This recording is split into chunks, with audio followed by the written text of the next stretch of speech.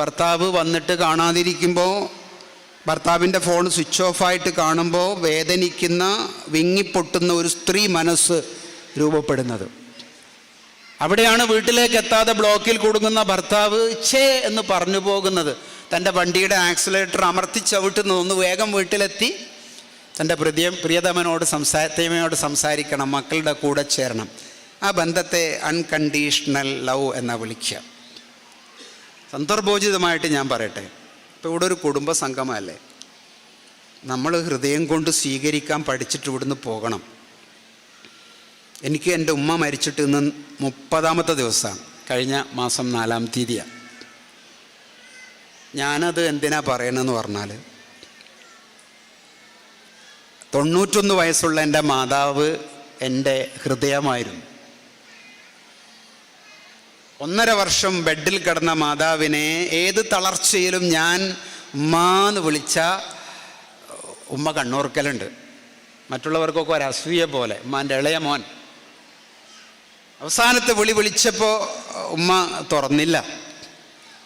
ആ ഉമ്മയെ ഖബറിൽ കൊണ്ടുവച്ചിട്ട് ഇപ്പോൾ 1 മാസം മുമ്പ് നടന്ന പച്ചയായ മണ്ണോട് ചേർന്ന ഒരു സംഭവം ഞാൻ പറയുന്നത്, ചേർത്തിട്ട് ഖുർആനിലെ ഒരു വചനം ഇങ്ങനെ പറഞ്ഞു. അത് ഞാൻ തന്നെ പറഞ്ഞു. യാ അയ്യത്തുഹൻ നഫ്സുൽ മുത്മഇന്ന ഇർജിഇ ഇലാ റബ്ബികി റാളിയതൻ മർദിയ. അതുവരെ പിടിച്ചു നിന്ന ഈ മോന് യാ അയ്യത്തുഹൻ നഫ്സുൽ മുത്മഇന്ന, പ്രശാന്തമായ മനസ്സേ തിരിച്ചു പോയിക്കോളൂ. ഇർജിഇ ഇലാ റബ്ബികി, നിൻ്റെ പടച്ചോൻ്റെ അടുത്തേക്ക് പൊയ്ക്കോളൂ എന്ന് പറയുമ്പം ഞാനൊന്ന് കരഞ്ഞുപോയി.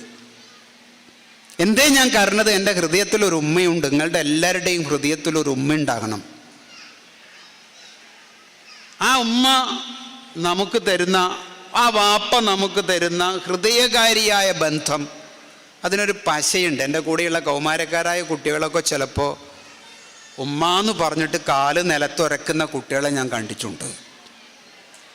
വാപ്പാന്ന് പറയുമ്പം വാപ്പാക്ക് ഉമ്മക്ക് തിരിഞ്ഞിട്ടില്ല എന്ന് പറയുന്ന മക്കളെ ഞാൻ എൻ്റെ കൗൺസിലിംഗ് ക്യാബിനിൻ്റെ മുമ്പിലൊക്കെ 18, 19, 20 വയസ്സുള്ള കുട്ടികൾ, ഏതോ ക്യാമ്പസിൽ നിന്നൊക്കെ പരിചയപ്പെട്ട പിള്ളേരെ ഹൃദയത്തിലേറ്റിയിട്ട് ഉമ്മയും വാപ്പയും കരുവാളിച്ച മുഖം കൊണ്ട് കരയുന്ന സമയത്ത് വാപ്പാക്ക് എന്തറിയാമെന്ന് പറയുന്ന കുട്ടികളെ ഞാൻ കണ്ടിട്ടുണ്ട്. അവരുടെ ഹൃദയത്തിൽ പശ തേക്കാത്ത ഒരു ഒട്ടിച്ച ബന്ധമുണ്ട്. അതിനെ മനസ്സിലാകണമെങ്കിൽ ചെറിയ സമയമെടുക്കും. അത് ഹൃദയത്തിൻ്റെ ബന്ധമാണ്. ചേർച്ചയുള്ളിടത്തൊക്കെ ഹൃദയത്തിൻ്റെ ബന്ധം ഉണ്ടാകണം. അതെങ്ങനെ സാധ്യമാകുന്നുള്ളത് നമ്മൾ പരിശോധിക്കണം. ഒരു അറേബ്യൻ കവിയുടെ മനോഹരമായൊരു കവിത ഞാൻ വായിച്ചു. അത് പാതിരാത്രിയിൽ റോട്ടിൽ റൗഡിക്കൂട്ടത്തിൽ പോയിരുന്ന ചെക്കനോട്, അങ്ങനെയുണ്ടല്ലോ ചില നാട്ടിലൊക്കെ മൊബൈലും എടുത്ത് പാതിരാത്രിയോളം റോട്ടിൽ നിൽക്കുന്ന, ഉറക്കൊഴിയുന്ന, ഡിജിറ്റൽ ലോകത്ത് രമിച്ചു കഴിയുന്ന ജനറേഷനില്ലേ, ആണും പെണ്ണുമില്ലേ. കിടന്നുറങ്ങുന്നതിന് അരമണിക്കൂർ മുമ്പ് നിങ്ങൾ ഇത് ഒഴിവാക്കിയിട്ട് വർത്താനം പറയാൻ തുടങ്ങണം എന്നാ കുടുംബ മനഃശാസ്ത്രമൊക്കെ പറയണത്. എന്തെങ്കിലും പറയണം, തർക്കിക്കാം, വർത്താനം പറയാം. ഇപ്പം പാതിരാത്രി അങ്ങനെ റോട്ടുമലിരിക്കുന്ന പയ്യനോട് ഗുണ്ടാ സംഘത്തിൻ്റെ നേതാവ് ചോദിക്കുന്നുണ്ട്, മോനെ നിനക്ക് പൈസയല്ലേ വേണ്ടേ ഒരു പുതിയ ബൈക്ക് വാങ്ങാൻ, ആ അർത്ഥത്തിൽ പുതിയ കാറ് വാങ്ങാൻ, അതിൽ എണ്ണയടിക്കാൻ, പുതിയ മൊബൈൽ വാങ്ങാൻ നിനക്ക് കാശല്ലേ വേണ്ടേ? പിള്ളേർക്കൊക്കെ അതാ വേണ്ടേ? ഞാൻ കാശ് തരാം, പക്ഷെ നീ ഒരു പണി ചെയ്യണം. എൻ്റെ ഉമ്മാൻ്റെ ഹൃദയോ മെല്ലെ എടുത്തിട്ട് മുറിച്ചിട്ട് എൻ്റെ കൈമ കൊണ്ടു തന്നാൽ ലക്ക ദിർഹം വ ദീനാർ എന്നാണ് കവിയുടെ വചനം. നിനക്ക് ദീനാറും ദിർഹവും തരൂ. ഇവന് പൈസയെ വേണ്ടിയിരുന്നുള്ളൂ. ഹൃദയമില്ലാത്ത കുട്ടി, തലച്ചോറ് കൊണ്ട് ചിന്തിക്കുന്ന കുട്ടി, ജീവിതത്തിൻ്റെ സുഖത്തിൻ്റെയും സൗഭാഗ്യത്തിൻ്റെയും പിന്നാലെ പോകുന്ന കുട്ടി കടാരി എടുത്തിട്ട് വീട്ടിൽ ചെന്നിട്ട് ഉമ്മ അടുക്കള വാതിൽ തുറന്ന് കാത്തു നിൽക്കും. എല്ലാ ഉമ്മമാരും അടുക്കള വാതിൽ ഇങ്ങനെ തുറന്ന് കാത്തു നിൽക്കും. ഈ മോൻ പിന്നിലോട്ട് വന്നിട്ട് ചോറ് നിന്നിട്ട് കിടന്നോട്ടേ എന്ന് വിചാരിക്കാൻ. പിള്ളേർക്കതറിയില്ല. അടുക്കളേൻ്റെ വാതിലിങ്ങനെ തള്ളി തുറന്നിട്ട് ഈ മോൻ 12 മണിക്ക് പുതപ്പ് വെച്ച് കിടന്നുറങ്ങുന്ന ഉമ്മാൻ്റെ പുതപ്പ് നീക്കിയിട്ട് ഈ തുണി കൊണ്ടുണ്ടാക്കിയ കുപ്പായത്തിൻ്റെ ബട്ടൺ ഉണ്ടാവില്ലേ, പഴയ കുപ്പായത്തിൻ്റെ, അത് നീക്കിയിട്ട് ഉമ്മാൻ്റെ മാറിടത്തിലേക്ക് കടാര ആറിനിറക്കിയിട്ട് ഉമ്മാൻ്റെ കരള് പറിച്ചെടുത്ത് കൊണ്ടുപോകുന്ന ഒരു രംഗം ഈ കവി പറയുന്നുണ്ട്. 12 മണിയാണ്. ഈ കരള് ഹൃദയം അവിടെ എത്തിച്ചിട്ട് കാശ് വാങ്ങണം ഇവൻ ഇങ്ങനെ ഓടുക. ഓടിപ്പോകുമ്പം കാല് തടഞ്ഞിട്ട് ഇവൻ വീഴുക വെപ്രാളം കൊണ്ട്. മനയാണ് ഇവിടെ ജീവച്ഛവമാക്കിയിട്ടിരിക്കുന്നത്. വെപ്രാളം കൊണ്ട് ഇവൻ കാലുമുട്ടി വീണപ്പോൾ ഹൃദയം ആകാശത്തിലേക്ക് ഉയർന്നു എന്ന് കവിഭാവന. ഹൃദയം ആകാശത്തിലേക്ക് ഉയർന്നു. ആകാശത്തിലേക്ക് ഉയർന്ന ഹൃദയം അങ്ങ് നിന്ന് വിളിച്ചു ചോദിച്ചു, മോനെ എടാ വീണിട്ട് നിനക്കെന്തെങ്കിലും പറ്റിയോടാന്ന് ചോദിച്ചു. അതാണ് ഉമ്മാൻ്റെ ഹൃദയം എന്ന് പറയണത്. ഇവൻ തകർന്നുപോയി. ഉമ്മാക്ക് എന്നോടുള്ള ഇഷ്ടം ഇങ്ങനെയായിരുന്നു പോയി. ഇതിനെയാണ് ഞാൻ അൺകണ്ടീഷണൽ ലവ് എന്ന് വിളിക്കുന്നത്. ഇരിക്കണ മക്കളൊക്കെ ഉമ്മാൻ്റെ ഹൃദയം കൈപിടിച്ച് ഒന്ന് മുത്തിയിട്ട് വീട്ടിൽ കയറണം. ഇന്ന് തീരൂല. മുത്തിയിട്ട് കൈ മുത്തിയിട്ട് അത് ഒരു സ്വർഗമാണ്. മോനെ വീണിട്ട് എനിക്ക് എന്തെങ്കിലും പറ്റിയടാന്ന് ചോദിച്ചപ്പോൾ ഇവന് ചോര പുരണ്ട കടാര കീശയിലുണ്ട്. അതെടുത്തിട്ട് തൻ്റെ നെഞ്ചിൽ ഒന്നും കൂടി കുത്താൻ തോന്നി. എന്നെ ഇത്രയധികം ഇഷ്ടപ്പെടുന്ന ഉമ്മാനെയാണ് ഞാനിവിടെ കൊന്നിട്ട് വരുന്നത് പൈസക്ക് വേണ്ടിയിട്ട്. അപ്പോൾ കടാര എടുത്തിട്ട് തൻ്റെ നെഞ്ചിലേക്ക് ഇങ്ങനെ കുത്താൻ നേരത്ത് അങ്ങ് നിന്ന് പറന്നുപോയ ഹൃദയം വീണ്ടും വിളിച്ചു ചോദിക്കുന്നുണ്ട്, മോനെ ഉമ്മാൻ്റെ ഹൃദയത്തിൽ നീ ഒന്നുകൂടി കത്തി വെക്കല്ലടാന്ന് പറഞ്ഞു. അപ്പം അത് ഈ മോൻ്റെ ഹൃദയം ഉമ്മാൻ്റെ ഹൃദയത്തിന് തുല്യമാണ്. Unconditional love. ഇത് നമ്മളെല്ലാവരും അനുഭവിക്കുന്നതാണ്.